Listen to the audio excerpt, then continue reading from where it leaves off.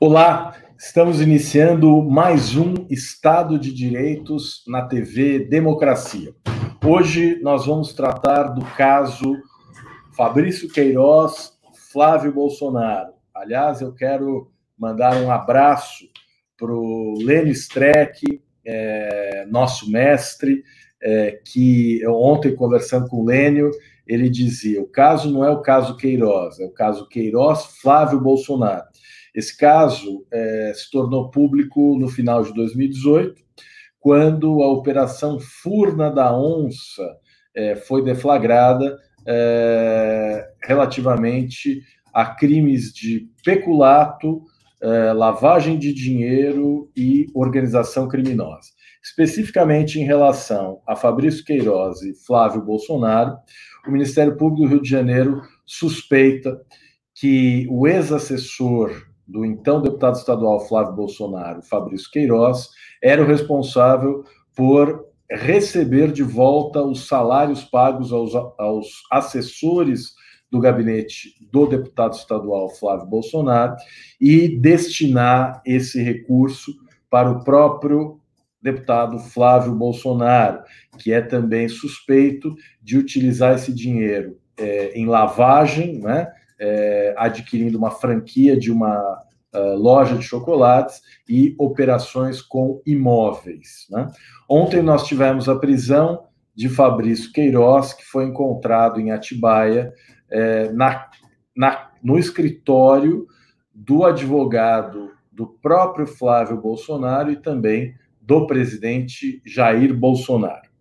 Para discutir esse tema, hoje conosco nós temos três grandes advogados criminalistas: o Fábio Tofik Simantobi, que foi presidente do Instituto de Defesa do Direito de Defesa, a Priscila Pamela, que é advogada criminal, presidente da Comissão de Direito de Política Criminal e Penitenciária da OAB São Paulo, e é também diretora do Instituto de Defesa do Direito de Defesa. E temos também a presença do Willey Sucasas, que é advogado criminal, professor de processo penal e é presidente da Comissão de Processo Penal da Ordem dos Advogados do Brasil, secção de São Paulo, além de ser também conselheiro seccional da OAB São Paulo. Meus amigos, minha amiga, é um prazer recebê-los aqui no Estado de Direito, e eu queria que vocês, que a gente começasse esse papo avaliando o caso Queiroz em si, né? Como é que vocês, como advogados, avaliam esse caso? Vamos começar pelo Fábio. Fábio, por favor. Obrigado, Cris. Prazer estar aqui com você. Faz tempo que eu não te via. Estou vendo que você está bem. E fiquei muito feliz de te rever, de rever os amigos aqui, o Willey e a Priscila. Olha, eu acho que você começou pelo ponto ideal, porque eu acho que o que aconteceu ontem, do ponto... muito se especulou, né, sobre o fato de ele ter sido encontrado na casa do advogado, que crime que o advogado estava cometendo, que crime que o Flávio Bolsonaro estava cometendo, pelo Queiroz estar lá. E a gente conversava aqui antes, crime não há, né? Crime não há. Ele não tinha até onde se sabe, não havia uma prisão, ele não era foragido da justiça. Então, o fato em si não é criminoso, não tem relevância penal. Agora, a circunstância, não é, judicial, digamos assim, o fato de ele ter sido encontrado, da forma como foi encontrado, ele que era um sumido, né, virou até meme, né? Cadê o Queiroz? Onde está o Queiroz? Há um ano e meio, 2 anos, não sei há quanto tempo, né? Todo mundo negando saber do paradeiro dele, inclusive a família Bolsonaro. que inclusive tentava se distanciar. E aí ele é encontrado nestas circunstâncias. Então, este fato, embora não criminoso, ele fala muito alto, né? Ele fala em viva voz da relação da família Bolsonaro com esse sujeito, né? Da forma como a família Bolsonaro está preocupadíssima com o que esse homem tem a dizer, da forma como eles querem protegê-lo, da forma como eles querem escondê-lo. Esse é o fato relevante, né? Que traz luz, que traz muita consistência para essa investigação que está em andamento no Rio de Janeiro, né? E que visa apurar a rachadinha, como você colocou, né, Cristiano, que eu acho que não é peculato, eu acho que isso configura mais corrupção do que peculato. É uma prática, vamos fazer aqui alguma justiça à família Bolsonaro, eles não inventaram isso, não são os únicos que fazem isso.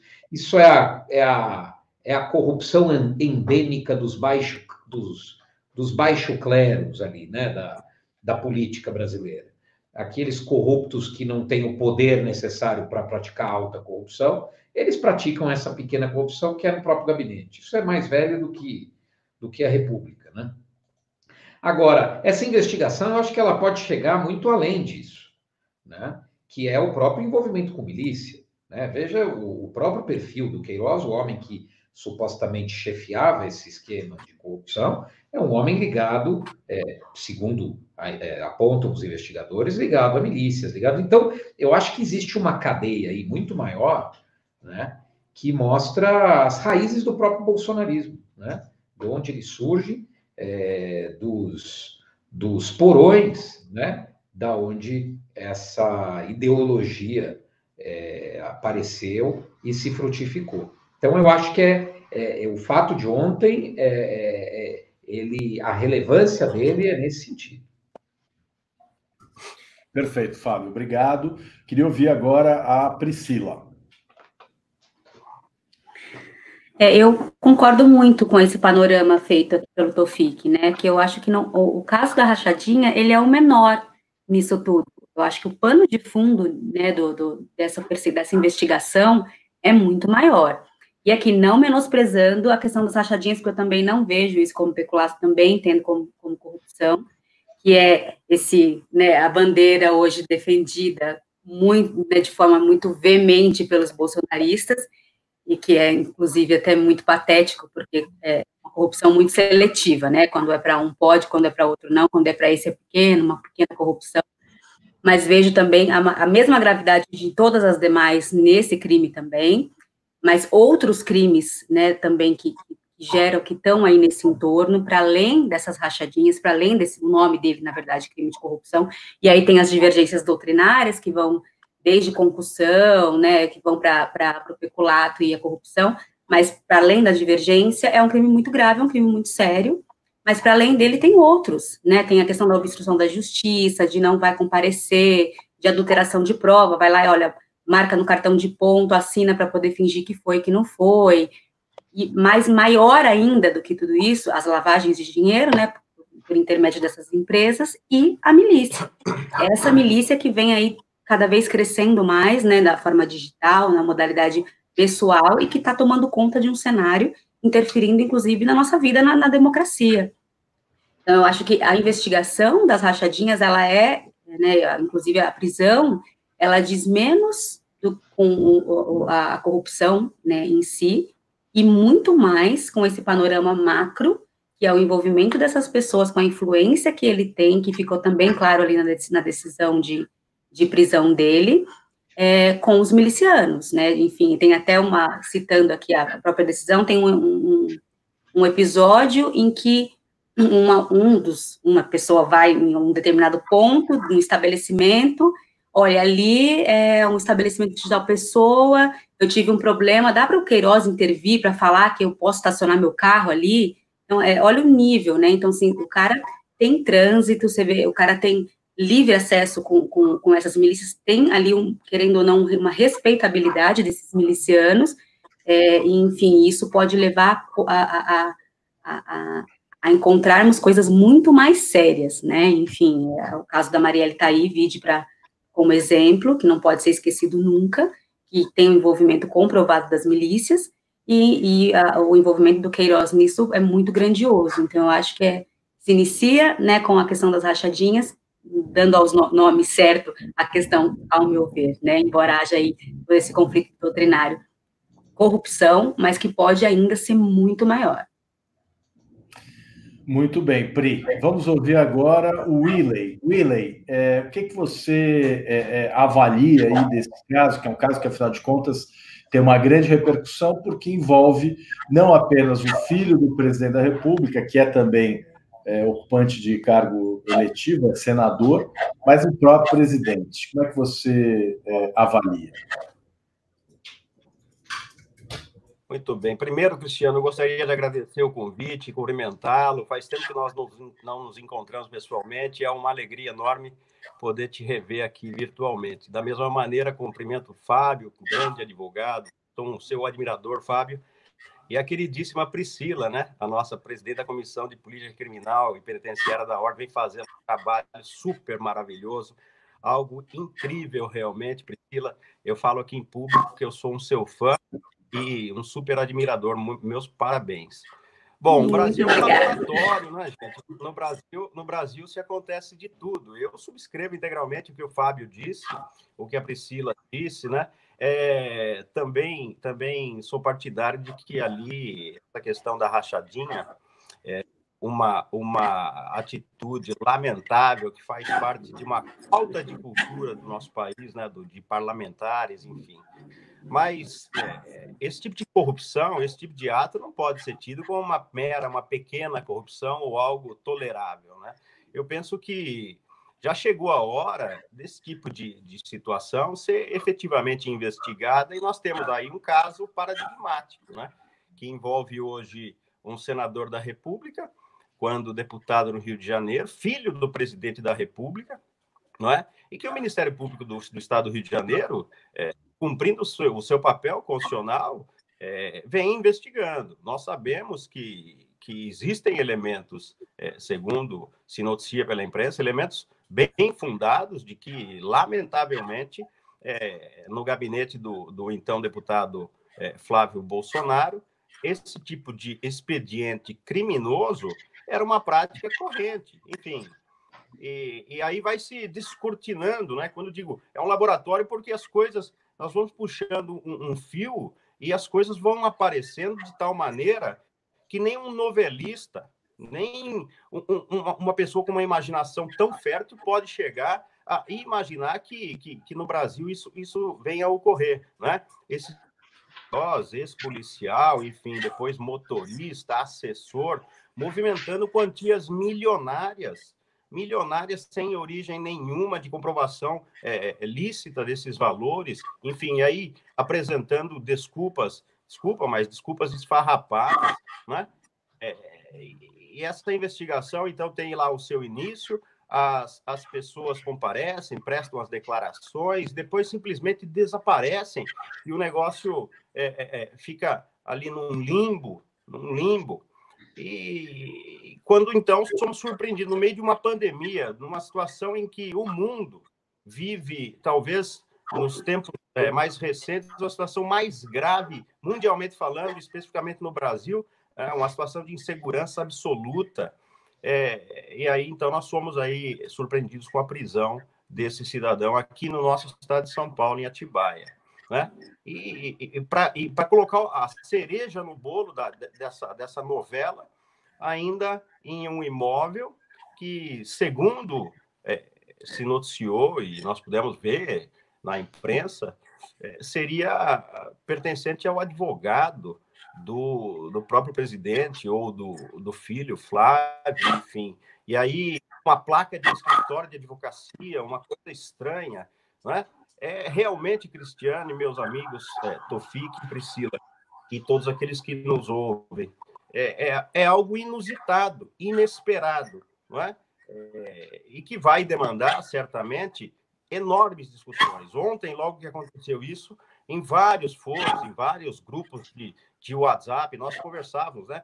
Qual é a repercussão que isso pode gerar na imagem da advocacia, notadamente da advocacia criminal. Enfim, são inúmeros questionamentos que eu acho que nesse bate-papo aqui nós podemos trocar ideias interessantíssimas, não só sobre o aspecto jurídico, mas sobre o que isso pode ensejar para a população no que diz respeito ao papel do advogado, né? Que advogado é esse que cede um local para que alguém que frise-se não contra essa pessoa, esse Queiroz, ao que parece, não pesava nenhum mandado de prisão. A figura dele no inquérito me parece que era uma figura de uma testemunha e não diretamente de um investigado. Enfim, não sei. Isso é interessante para nós refletirmos. E o que isso pode gerar, inclusive, para esse advogado, né?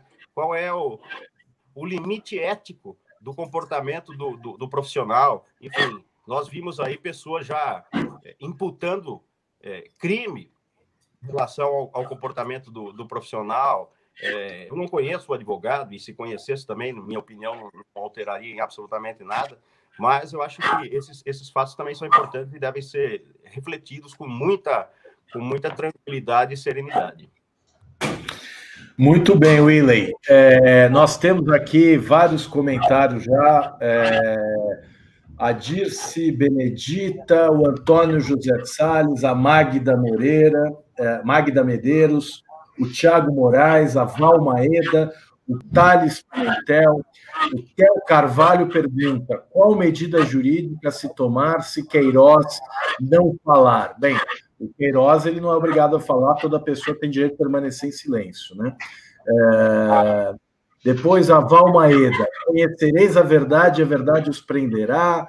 Queiroz não estava escondido por medo da justiça, estava escondido por medo da milícia. Esse não vai durar muito tempo se não estiver bem protegido. O Valder Nascimento: Globo News destrinchando todos os pagamentos em dinheiro do Flávio, 53 boletos da escola das filhas e 63 boletos de assistência médica pagos em dinheiro sem saque da conta do deputado. Enfim, vários comentários. Eu quero convidar todas e todas para fazer comentários e mandar suas perguntas. Eu queria introduzir aqui na nossa conversa a decisão que o presidente do Supremo Tribunal Federal, Dias Toffoli, tomou no ano passado, paralisando casos em que compartilhamento de dados foi feito sem prévia autorização judicial, né? Então, o ministro Toffoli, ele decidiu suspender as investigações pelo país todo, desde que elas envolvessem o compartilhamento de dados de órgãos de controle, como o COAF, Receita Federal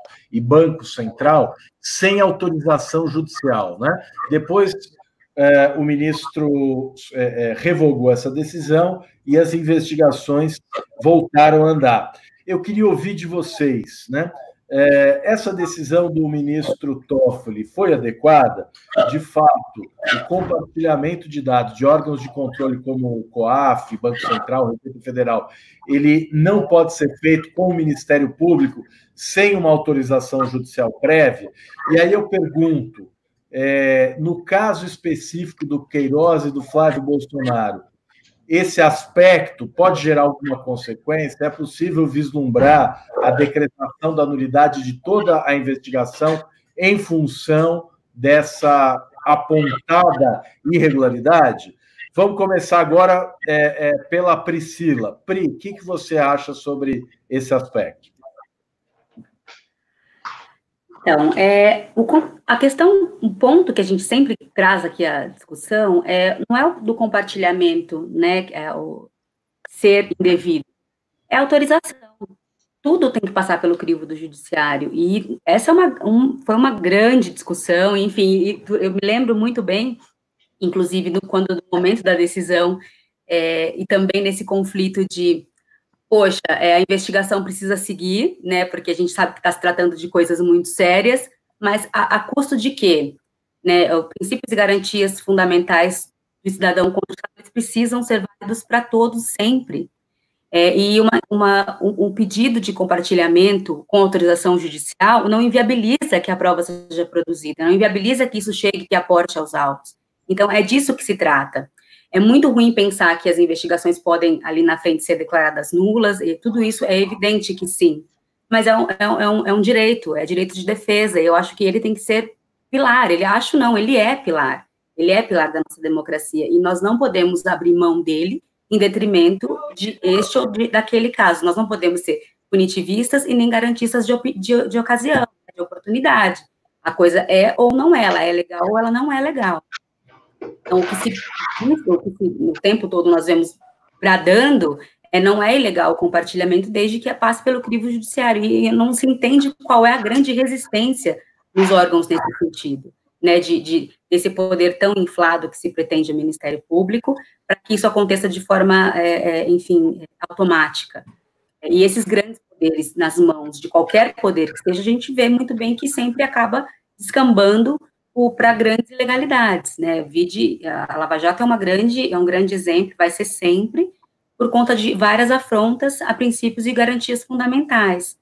Então, eu mesmo querendo muito que a investigação siga, porque acho que é isso, o pano de fundo dela é muito importante, eu continuo sendo partidária, enfim, uma apaixonada, uma entusiasta do direito de defesa acima de qualquer outra coisa, porque sem ele nós nunca vamos ter uma democracia fortalecida. E se estabelece, então, a decisão judicial para esses fins, não, elas precisam ser observadas, e não dá para ser isso, punitivista e garantista de ocasião, né? A regra tem que ser para todas e para todos. Muito bem. Willey, você concorda ou discorda?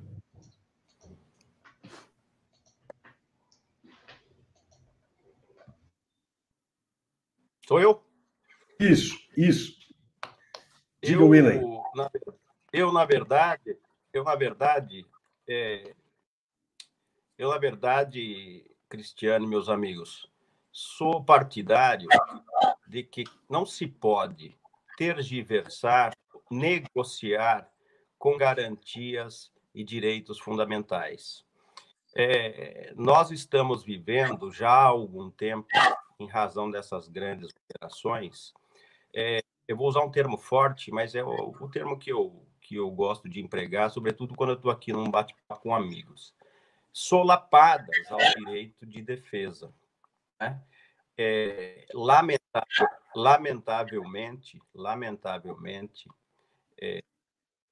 princípios constitucionais são simplesmente esquecidos, regras do direito processual penal não são cumpridas, enfim, isso tudo é muito grave e isso tudo é inadmissível.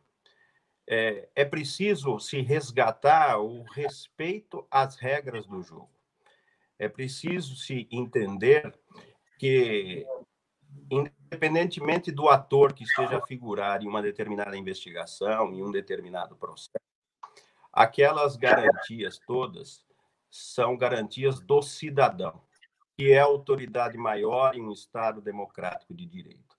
Então, apesar das intenções, às vezes nobres, né, de aplicar o direito penal e de se punir esses comportamentos seríssimos e desviantes, eu entendo que não se pode deixar de lado, não se pode deixar de observar esses direitos de liberdade, esses direitos que são inegociáveis. Eu penso que quanto mais se garante uma esfera de intimidade do cidadão, mais se efetivamente se concretiza o Estado democrático de direito.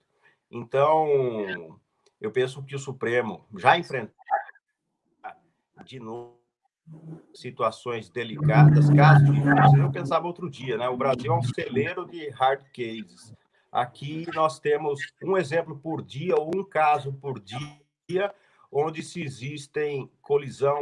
depara com colisão de direitos fundamentais e tudo mais. Eu acho que cabe ao Supremo Tribunal e aos juízes, de maneira geral, nos processos penais que tramitam em todas as varas, sobrelevar, né? Dar a importância verdadeira a essa esfera de intimidade, a esses direitos todos, sob pena de se tergiversar com o próprio Estado de Direito, Cristiano. Muito bem, Willey. Vamos ouvir agora o Fábio. Eu acredito que você acompanha os colegas nessa linha ou você pensa de forma diferente? Não, eu penso exatamente igual. Mas existe um paradoxo, né?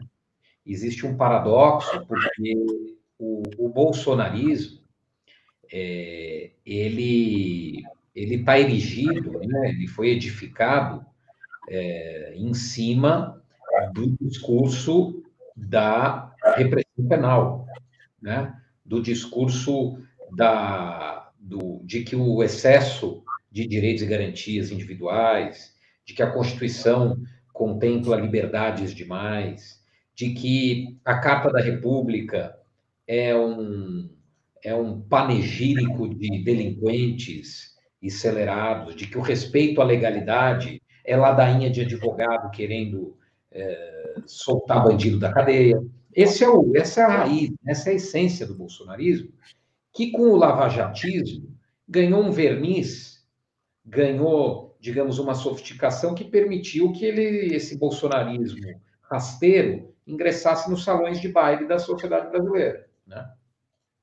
E se tornasse o que ele se tornou hoje, né? Com o apoio de uma boa parte da elite, que tampava o nariz um pouco quando ouvia esse tipo de discurso de fim de tarde, né, da televisão brasileira.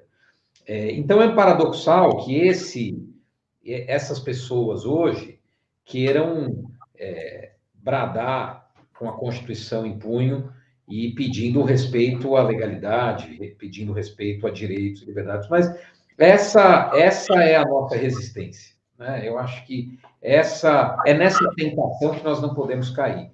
Eu acredito, Cris, que essa investigação deve prosseguir, ela deve caminhar, mas eu tenho grandes preocupações em que o direito penal e a justiça penal sejam instrumentalizados para perseguir, no bom sentido, né? Não no sentido de perseguição, mas no sentido de persecução penal, sejam instrumentados para perseguir o mandatário do poder, né? Eu acho que toda vez que o direito penal é usar um velho advogado criminalista americano, Alan Dershowitz, muito conhecido, né? Que foi o advogado do O.J. Simpson, é hoje o advogado do Trump. Jeffrey Epstein. Do Jeffrey Epstein, exatamente. Ele diz o seguinte, ele tem um livro em que ele discute direito de defesa, essas coisas. Ele diz o seguinte, crises políticas costumam gerar péssimos precedentes na jurisprudência penal, né? Vide a Lava Jato. Hard cases make bad law. Oi? Hard cases made bad law. Perfeito, é isso aí. Desculpa não falar inglês, eu não tenho um inglês tão bom. Então, me preocupa muito que a saída de uma crise política seja pela via penal, né? A crise se resolve, os precedentes ficam aí depois, a gente sabe para ser aplicado a quem, né? A Lava Jato é um exemplo perfeito, né? Perfeito e acabado disso. Então, eu acho que o bolsonarismo ele tem que ser vencido pela política, ele tem que ser vencido na arena política e não na justiça penal. Inclusive, essa decisão do Toffoli, que foi dada e depois revogada, independente dela estar certa ou errada, o fato é que o próprio caso do Flávio Bolsonaro, é bom que se diga, ele havia tido uma quebra de sigilo bancário totalmente inusitada, com uma extensão jamais vista, né? E não dá, quer dizer, não dá para a gente criar hiatos legais para perseguir o inimigo do momento, né? Isso realmente a história já mostrou que isso não dá certo, isso corrói a democracia e acaba se voltando contra todos nós. Então, a gente tem que defender a legalidade extrema, né? E que a solução política seja dada no caminho da política. Eu acho que é isso que a nossa democracia permite, não é? E é isso que a gente tem que defender. Muito bem, e é uma grande felicidade ouvir vocês três falarem, porque independentemente da gente gostar ou não gostar do Bolsonaro, gostar ou não gostar de qualquer outra pessoa, as garantias constitucionais são para todos, né? Vale para todo mundo, para quem a gente gosta, e especialmente para quem a gente não gosta, né? Essa é a lição mais importante.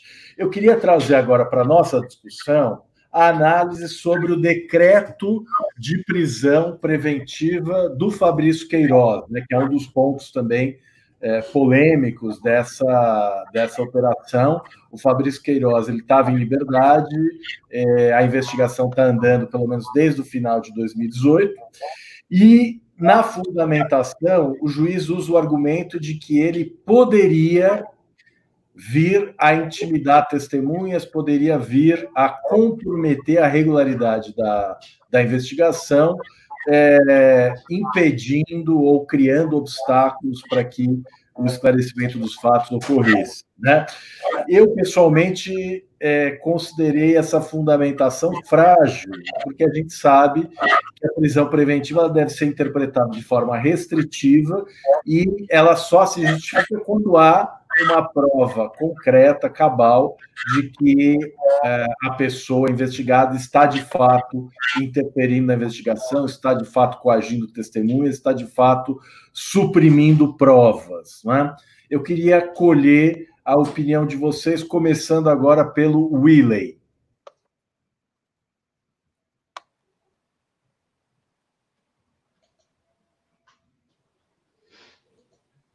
Me ouviu, Willey? Meu áudio não está legal. Mas, enfim, eu acho que eu compreendi a situação. Mais um problema que estamos a enfrentar há tempo. Eu quero pessoalizar, vou falar de maneira genérica anteriormente. Há uma banalização horrível do Instituto das Prisões Cautelares nesse país, não é? Então, se prende muito antes de édito condenatório definitivo, não é? O Instituto da Prisão Cautelar sempre foi, ou sempre se devia ser um instituto de última ratio, não é? Porque, efetivamente, sem culpa formada, é imprescindível que se demonstre empiricamente, concretamente, a necessidade efetiva do encarceramento de um cidadão, de uma cidadã, não é? Enfim, exercícios de futurologia, atos de imaginação do que a pessoa pode ou não vir a fazer, sem que isto esteja efetivamente comprovado, com elementos concretos, em razão de dados coletados na investigação, realmente é complicado. É certo que, neste caso específico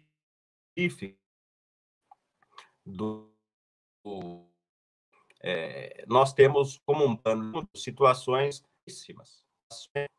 da milícia que pode, sim, demonstrar ou apresentar que esse cidadão, caso solto, venha a tumultuar, de alguma maneira, o bom andamento dessa investigação. Isso é algo que, de fato, existe. Mas eu fico aqui a imaginar a falta de uma intimação prévia, não é? Ou o fato de não se buscar uma outra maneira que não a primeira prisão, enfim, isso tudo deve ser ponderado, porque hoje é o Queiroz, né? Hoje é o Queiroz, hoje é este caso. O que me traz uma certa preocupação é de que isso seja ressuscitado ou seja cada vez mais reforçado. A utilização de uma prisão cautelar, de uma prisão temporária ou preventiva, como regra, né? Nós tivemos uma conquista importante, que foi aquele julgamento que afastou a questão das conduções coercitivas. E vários colegas advogados criminais afirmaram, ora, isso pode gerar uma banalização também do instituto da prisão preventiva. Enfim, mas no caso concreto eu quero crer que o juiz tenha feito esta aferição. Eu acredito que, confesso que não li a decisão que decretou a prisão, mas eu quero acreditar realmente que essa prisão se fazia necessária para que a investigação chegue onde ela tem que chegar. Não é uma investigação qualquer, é uma investigação séria que envolve personagens importantes da República e que, com certeza, vai descortinar situações gravíssimas. Então, eu quero acreditar no bom senso e na técnica desse juiz do Estado do Rio de Janeiro. Muito bem. Fábio, na Lava Jato, um dos estratagemas utilizados era justamente decretar uma prisão preventiva completamente ilegal como forma de forçar a pessoa presa a colaborar com as investigações. Você acha que isso pode estar se repetindo agora no caso do Fabrício Queiroz? Acho, me preocupa. Eu acho que essa prisão...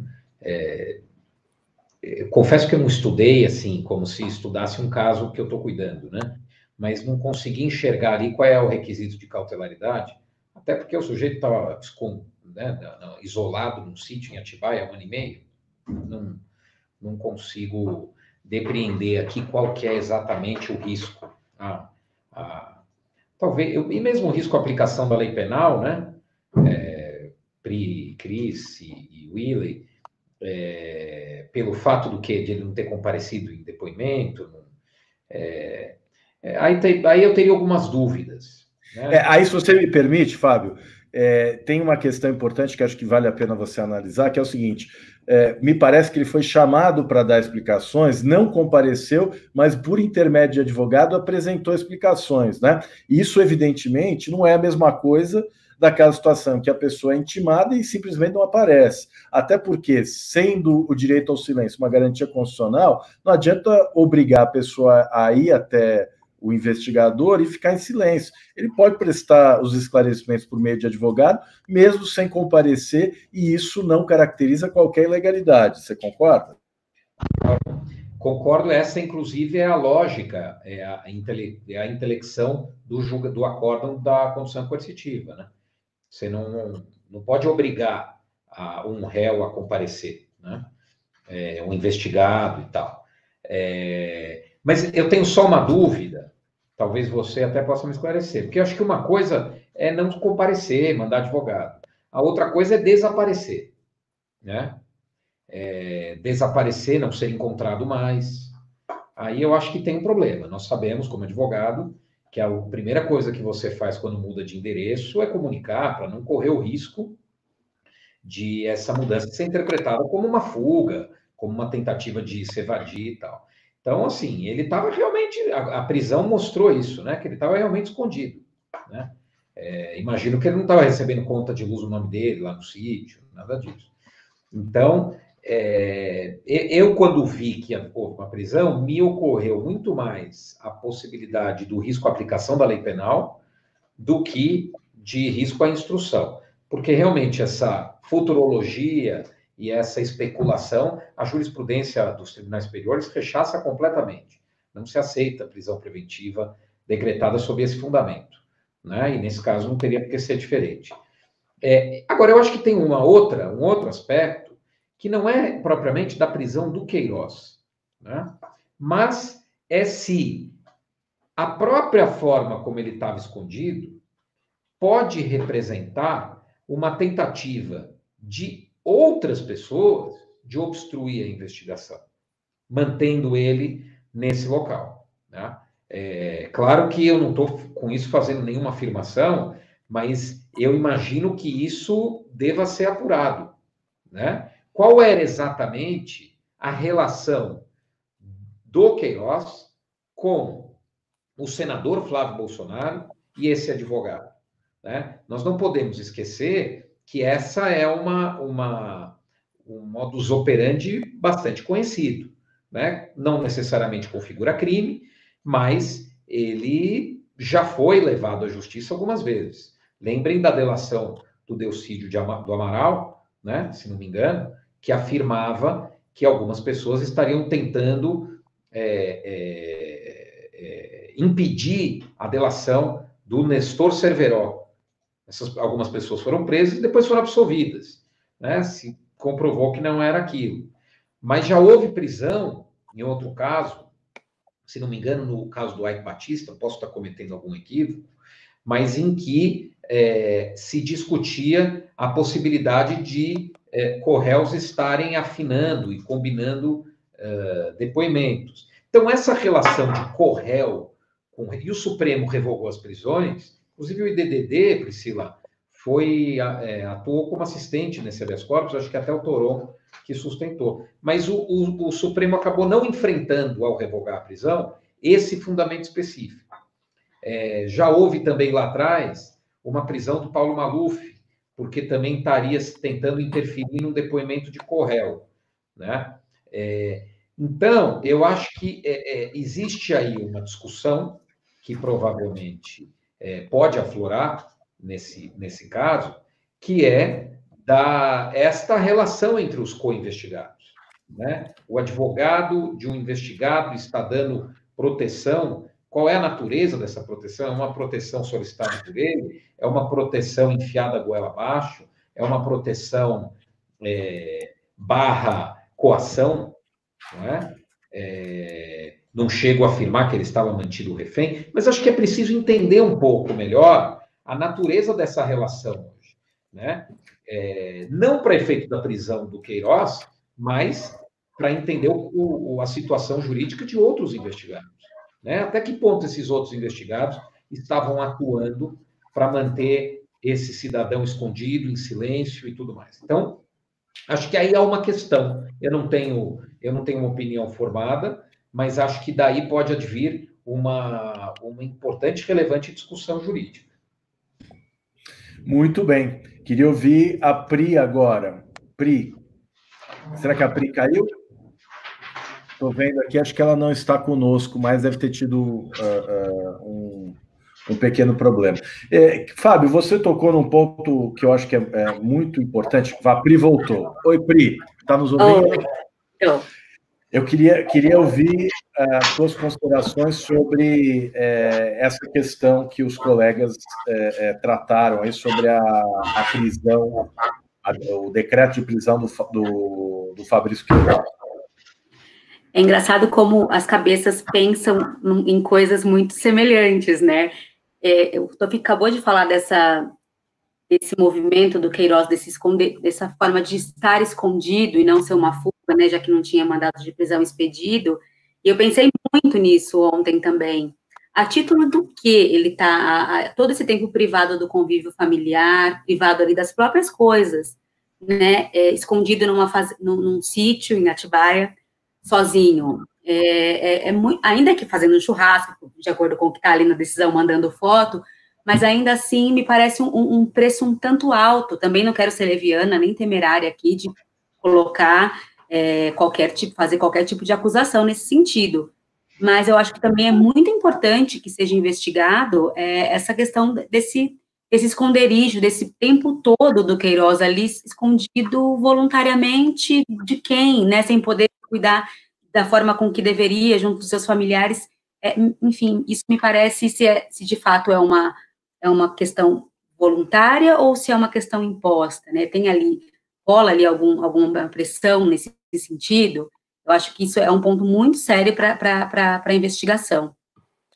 Com relação ao decreto de prisão, as mesmas ponderações aqui ratifico, no sentido de que, gente, o decreto todo eu consegui ler, também não conheço o processo, né, não é um caso em que eu atue, então não consigo dizer a fundo todos os elementos que ali constam, mas da decisão não me parece baseada suficientemente para restringir a liberdade de alguém.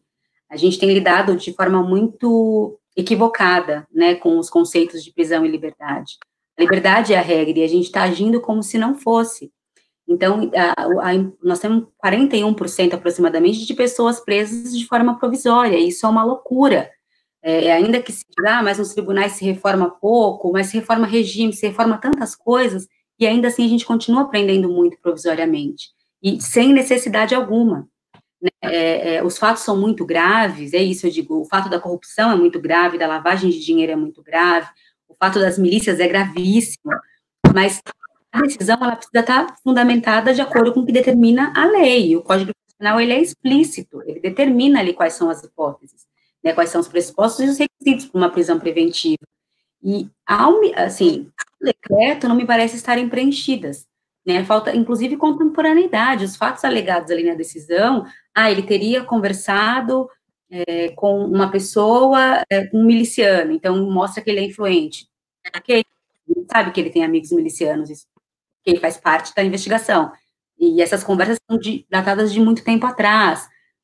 Ele pode vir a fugir, não tem ali um efetivo risco, e essa futurologia, como bem mencionada pelo Willi, como bem mencionada pelo Tufik, é muito cruel para poder, né, levar em conta e tirar a liberdade de alguém. Não se mostra suficiente. Eu acho que ele falou de três, a questão da periculosidade dele por contato com as milícias, a futurologia de um dia poder vir a ameaçar testemunha sem qualquer base concreta, não é estritamente genérica, a gente enfrenta muito disso também, né, diversas questões vêm de prisões baseadas na garantia da ordem pública, para a garantia da instrução, para a aplicação da lei, e todas muito vagas, né, os tribunais superiores sempre têm rechaçado isso, mas ainda nós temos muito nas varas de origem, ainda os tribunais de justiça têm decisões nesse sentido, e assim, é uma afronta à presunção de inocência, enfim, todos os princípios basilares aí do final, temos tanto briga, que a gente tanto grita, que se descabela para que ele seja observado. Então, ainda que os fatos que permeiam toda essa investigação sejam, de fato, muito graves, eu os vejo como muito graves,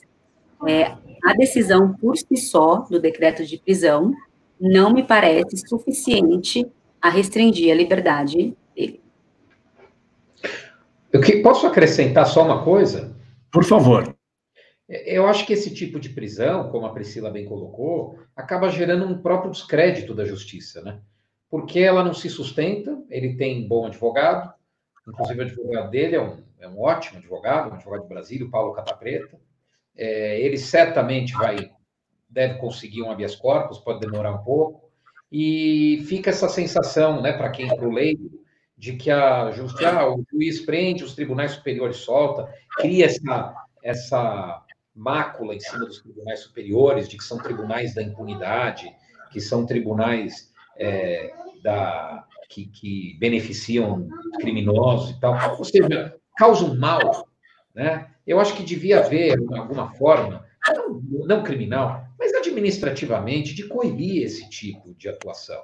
O juiz sai como herói, Moura fazia isso, ele sai como herói, ele sai como o grande salvador da pátria, às custas do descrédito da justiça como um todo. Né? Isso faz um mal enorme ao país. Sem dúvida, Fábio. Eu queria ler aqui os comentários. Diga, Willy.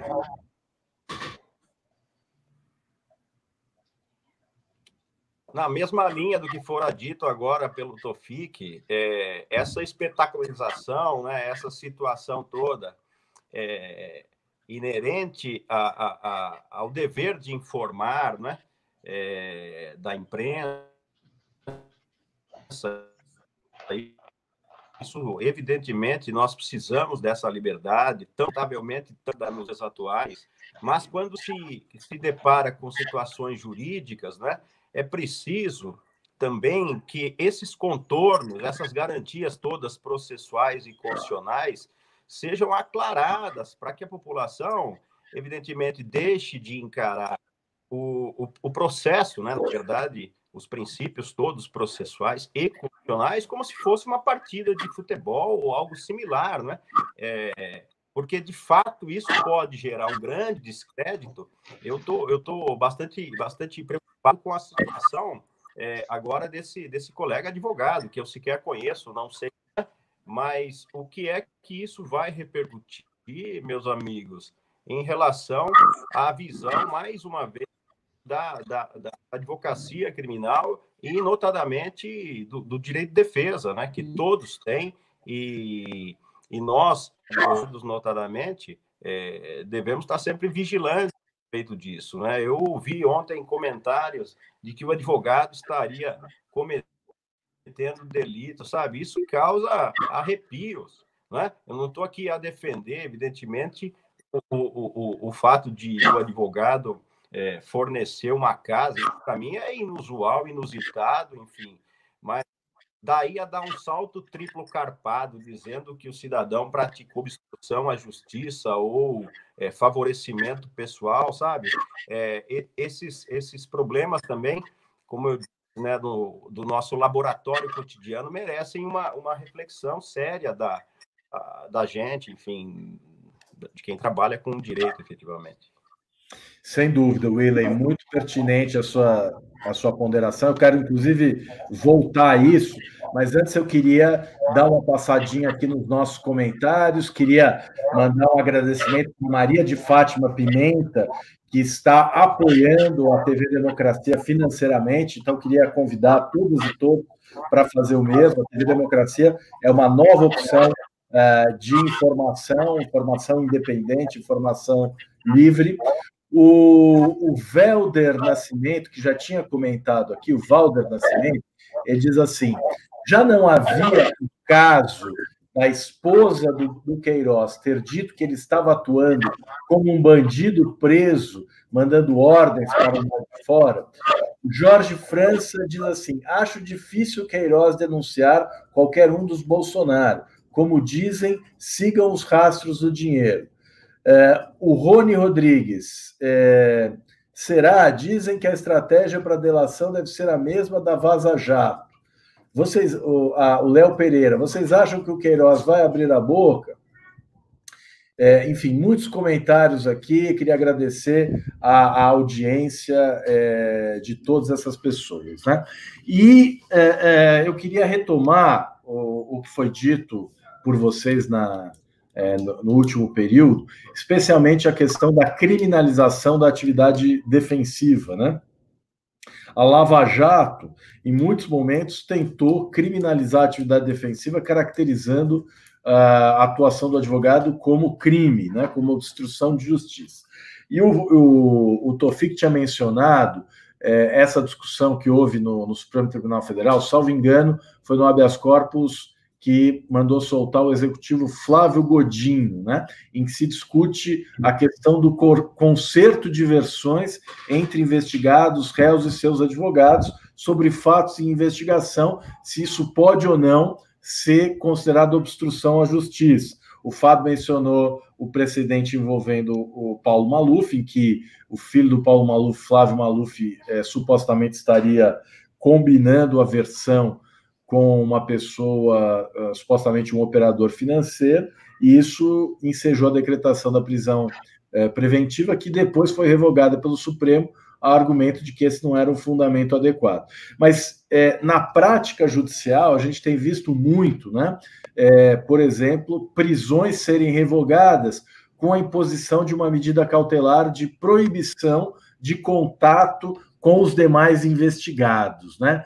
E aí, como é que nós podemos buscar uma interpretação conforme a Constituição diante desse cenário em que a própria prática judiciária, digamos assim, já validou essa medida de proibição de contato com os investigados? Para vocês, o direito de defesa de alguém que é investigado abrange a possibilidade de consertar a versão com o outro investigado, ou isso é obstrução de justiça? Vou começar pelo Fábio agora. Eu acho que não é obstrução de justiça. Eu penso o seguinte: 3 empresários, 3 diretores de uma empresa são processados criminalmente, tá? Eles não podem se reunir para resgatar o histórico do fato, relembrar o que aconteceu, discutir alguns detalhes e até pensar na estratégia da defesa. Me parece que é uma me parece que seria criminalizar o próprio direito de defesa. Seria, na minha opinião, toda vez que isso aconteceu, não me caiu bem. Toda vez que eu vi alguém ser preso por causa disso, não me parece adequado, sabe? Eu, como advogado, já me vi em diversas situações em ter que perguntar ao advogado do corréu, às vezes para testar a versão do teu cliente, né? Até como para a prática do nosso próprio ofício, né? O cliente te disse uma coisa, você checa com o outro. Às vezes ele fala, não foi isso que eu ouvi, você volta e fala, olha, não foi isso. Então, eu acho que a gente não pode descambar, né, o processo penal, né, Cristiano, você que foi presidente do IBCCRIM, do glorioso IBCCRIM, Instituto Brasileiro de Ciências Criminais, e que conhece o direito penal, é doutor em direito penal pela USP, você sabe melhor do que ninguém que o direito penal ele tem uma limitação enorme para resolver os problemas da sociedade, né? A gente não vai combater os nossos males. Aliás, toda vez que se tentou fazer isso, deu errado. Veja esse pacote anticrime, né? Que o Moro, na sua miopia penal, tentou implantar para reduzir índices de homicídio, que é criando prisão depois do júri. Tem que equipar as polícias, tem que investigar, né? Tem que ter métodos eficazes de investigação. Então, eu não acho que nós vamos, volto a dizer, eu não acho que a gente vai acabar com a milícia prendendo preventivamente o Queiroz ou quem quer que seja, né? A gente precisa apostar nos processos políticos, né? Na política, como solução dos nossos conflitos sociais. Então, mas respondendo a sua pergunta, acho que não se pode criminalizar esse concerto entre réus. Agora, eu tenho algumas dúvidas no réu delator, né? Quando o sujeito manifesta a intenção de colaborar, já está colaborando, ele continua sendo réu, mas ele é um réu diferenciado. E eu acho que é isso que ainda a jurisprudência brasileira precisa deduzir um parâmetro, né? Uma tentativa de convencê-lo, de demovê-lo da ideia de delatar, crime de obstrução, razão para prisão, até onde vai o limite, né, entre o direito de defesa e a própria tentativa de obstruir. Acho que essa é uma questão aí para uma nova conversa, que eu já me convido para participar. Já está convidado, já está aceito o convite. Agora, terminando o programa, a gente acerta a data, porque a sua presença aqui, assim como a presença do Willey e da Priscila, é uma grande honra. Vocês são advogados muito respeitados, né? Advogados que representam o que de melhor a advocacia brasileira tem. Eu queria ouvir o Willey e a Priscila sobre isso. Quem gostaria de falar primeiro? Willey e Priscila?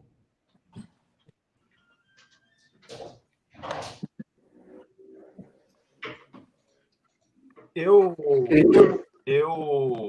subscrevo integralmente o que o Tofik afirmou, né? Acrescentando um outro ponto que já me fez refletir sobre esse tema.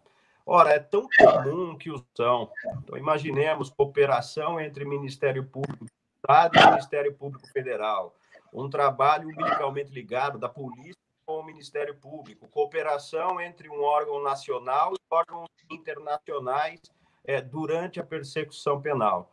E aí, quando se inverte a ótica da situação, né? Ou seja, 2 pessoas, 3 pessoas, 20 pessoas acusadas de determinada situação, elas não podem manter contato para alinhavar uma estratégia ou uma linha efetiva de defesa. Isso me causa certa perplexidade, né? Então, não me agrada esse tipo de colocação. É mais um exemplo de uma diminuição e de uma aspa solapada no direito de defesa, Cristiano.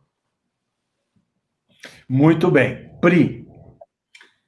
Também ratifico integralmente, o direito de defesa, ele não pode ser esgarçado, ele não pode ser enforcado, não parece nem um pouco crível que as pessoas não possam conversar sobre o processo a que elas estão submetidas.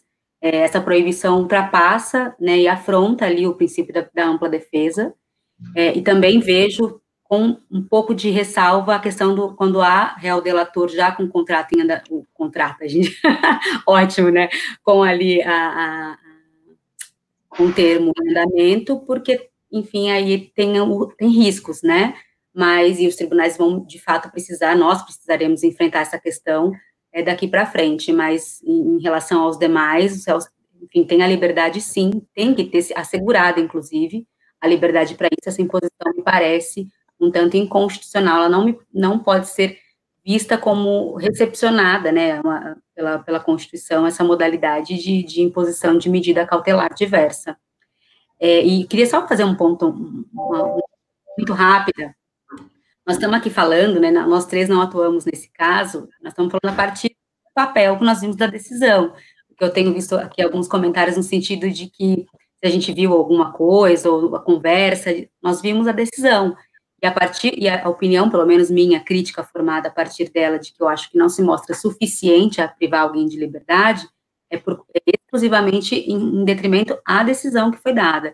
Eu não tive acesso aos autos, eu não tenho acesso aos demais elementos de prova, que fez com que a autoridade representasse, que fez com que o juiz deferisse, mas ainda continuo assegurando que a liberdade é a regra e não a exceção, e por isso as decretações precisam seguir fielmente o que determina o Código de Processo Penal, não me parece estarem previstas aí na decisão. Fui e voltei, falando de um tema para falar de outro, mas enfim, porque achei importante pontuar. Perfeitamente, Pri. Acho que o debate que nós tivemos aqui hoje foi um debate muito cuidadoso, né? Quer dizer, nenhum de nós atua na causa, nenhum de nós conhece aprofundadamente o caso, mas esse é um caso que tem muita repercussão e que enseja uma série de questões jurídicas que foram aqui debatidas, muitas outras poderiam ter sido, o tempo é exíguo, né? Mas o nosso debate foi o mais cuidadoso possível. E acredito que o objetivo desse programa é exatamente esse, né? Permitir ao público em geral, ao leigo, aprofundar o debate a respeito de temas jurídicos. E o que o Willey mencionou aqui foi muito importante, né? Quer dizer, a cooperação entre os órgãos de investigação, entre a polícia, entre o Ministério Público, entre o próprio Ministério Público Estadual e o Ministério Público Federal, isso é muito comum. E se a gente pensar em termos de paridade de armas, né, de par condício, faz todo sentido que, dentro do direito de defesa, esteja abrangida também a possibilidade de contato entre os investigados, né? A única coisa que a gente não pode aceitar é o que acontecia na Lava Jato, em que o juiz participava do concerto com os órgãos de investigação. Isso é completamente fora de questão, isso a gente não pode aceitar, porque isso representa uma violação do devido processo, né? Então, meus amigos, Fábio Toffichi, Priscila Pâmela, Willey Sucasas, muitíssimo obrigado a vocês que pararam as suas atividades, disponibilizaram esse tempo para estar conosco e proporcionar esse debate de alto nível, né? Aqui, independentemente da gente gostar do Bolsonaro ou não gostar, todos nós somos servos e escravos da Constituição. E a Constituição vale para todo mundo, inclusive para o Queiroz, inclusive para o Flávio Bolsonaro, inclusive para o Jair Bolsonaro. É por isso que nós todos trabalhamos, né, para construir um país melhor das nossas trincheiras, né, da nossa atuação como advogados ou mesmo da nossa atuação institucional. Então, muito obrigado a vocês, foi um grande prazer estar aqui com vocês, um debate de altíssimo nível. Muito obrigado e até a próxima semana com mais um Estado de Direitos aqui na TV Democracia. Até lá.